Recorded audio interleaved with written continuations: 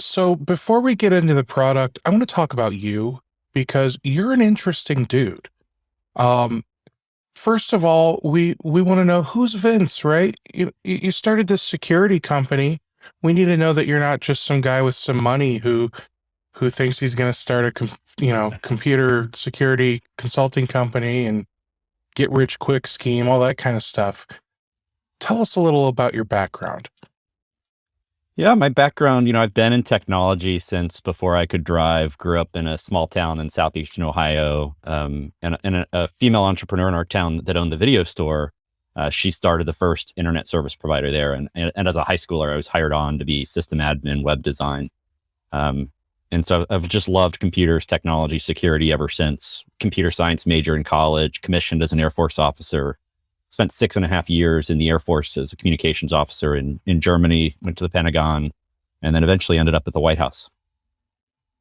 All right, now ended up at the White House. That sounds cool. So what did you do at the White House? So I had an opportunity to serve there as the Chief Information Security Officer. It was IT security for the unclassified networks of the organization that's formally known as the Executive Office of the President. But it's the White House itself. And with you doing the, what did you say, the unclassified documents? Correct. That means you networks. You didn't get to see the documents about the aliens and the conspiracy, all the conspiracy theory stuff. You just saw actual crazy people messages. Yeah, I mean the security for the UFOs and alien infrastructure is a different job. Right. So what was the most interesting thing that you saw security based, not like, what the president was wearing or something? I came to the White House in 2007, and this was a really important time for our nation.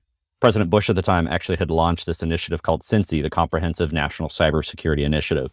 And that was launched because it was finally starting to be realized that big, sophisticated nation state actors were targeting our infrastructure. And so to be serving at the White House during that time was fascinating. When I showed up in 2007, there wasn't 24/7 monitoring of the unclassified network. They didn't have a SOC. I mean, they had, a handful of folks that were responsible for protecting it during the day.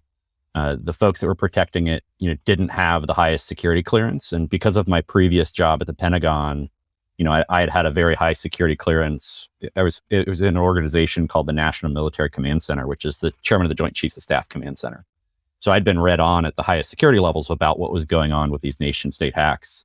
And so to show up at the White House and to have the security team not fully aware of what was going on was fascinating. And so it was an incredible team of folks. I still stay in touch with them today. They're just brilliant people.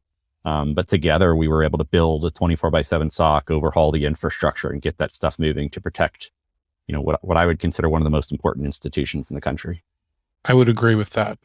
Yeah. So I appreciate your stance there.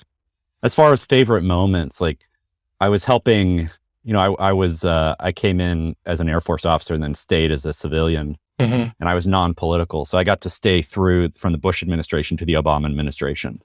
So, one of my favorite memories was like during the inauguration parade, walking kind of the basement of the White House as the parade and the music was going by, and kind of being there at this, like the largest peaceful transfer of power in the world, and just kind of being a part of it. It was a pretty meaningful moment.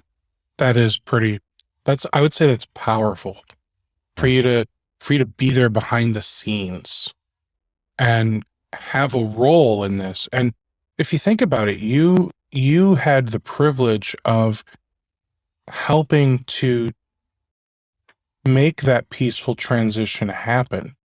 You weren't the guy on the podium or at the lectern or whatever, right? But you were on the back end making sure that, Office A and Office B were able to connect, over the network and transfer data and set up. You probably were setting up users and passwords and all that kind of stuff. Like, we had an incredible team of IT support folks and security folks that worked. I mean, by the end they were working 16 to 18 hours a day just to make sure that the previous administration was leaving the right way and the new administration was getting on board the right way.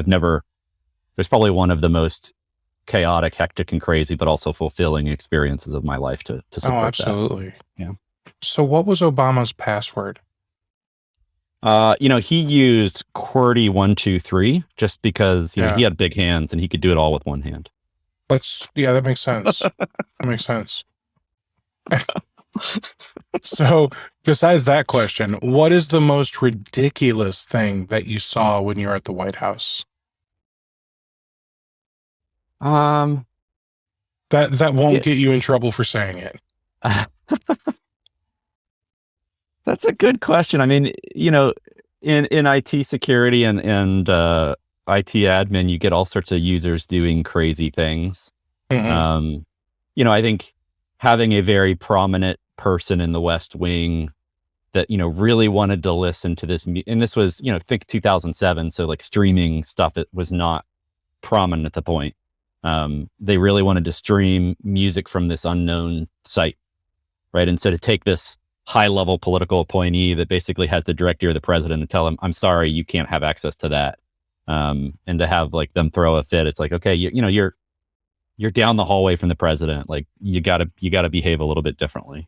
So like those sorts of experiences, but in general, like the politicals, they were incredible people working, long hours doing an incredible mission there.